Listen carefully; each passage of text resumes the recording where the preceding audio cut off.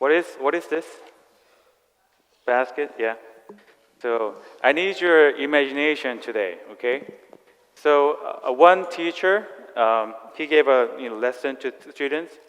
So he brought this basket, and then he pulled out containers filled with small rocks, like size of my hand, right? And then he put about 12 of them here. So he went all the way to the top, like this, to the brim. And he asked a question to the students.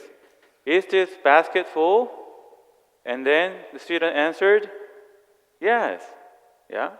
So they say yes. And then the teacher said, are you sure? And then he pulled out the big container filled with pebbles, like small stones. Okay? And then he poured that stones over the top, already filled with rocks, small rocks. And then the pebble went all the way, to the bottom, and they filled all the spaces between the rocks. And then, when the little pebble filled all the way to the brim, the teacher asked the students, is this like basket full? And then the students said, no. Yeah, they say no. They knew the trick.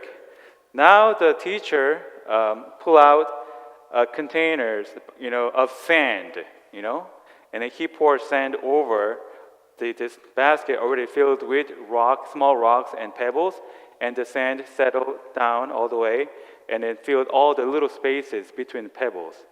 Now the teacher asked one more time, is this basket full? What do you say? No. And now what happened was that this teacher pulled out a jar of water, okay? And he poured the water over this. Now water filled all the way to the brim. Like, literally, if you tilt a little bit, the water will fall. And so now the teacher asked, is this basket full? Then the student said, finally, yes, it is full, right? So he asked a question to the students that, so what is the point of this experiment, especially with the time management? And then one student raised his hand that, teacher, I think that, when you think you're busy, if you try hard, you can always find more time, That's what this student thought. The teacher said, no, I don't think so.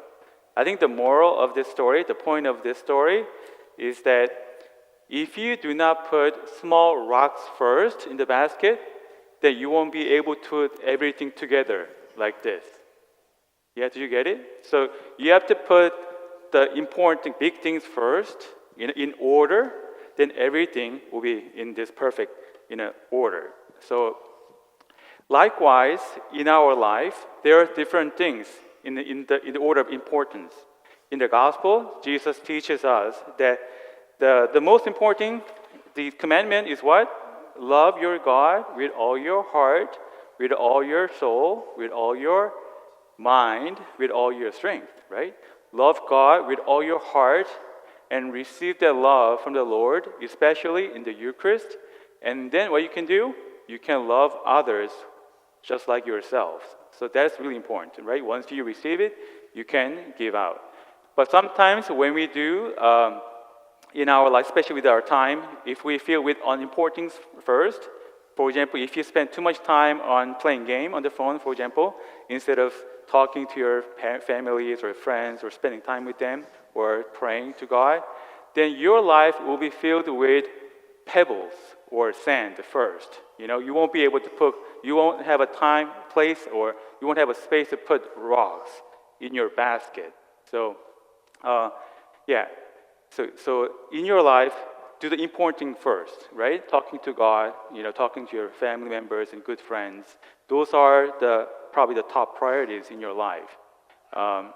Another way to emphasize this is that in Korean saying, 첫 단추를 잘 꿰야 된다. Do you get it? So when you button up a shirt, right, the most important button will be the one at the top, right?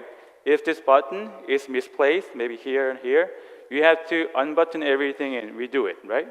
So likewise, the first button in your life is that your relationship with God first, and when that is in the right place, your relationship with your family members and friends will be fall into the right place.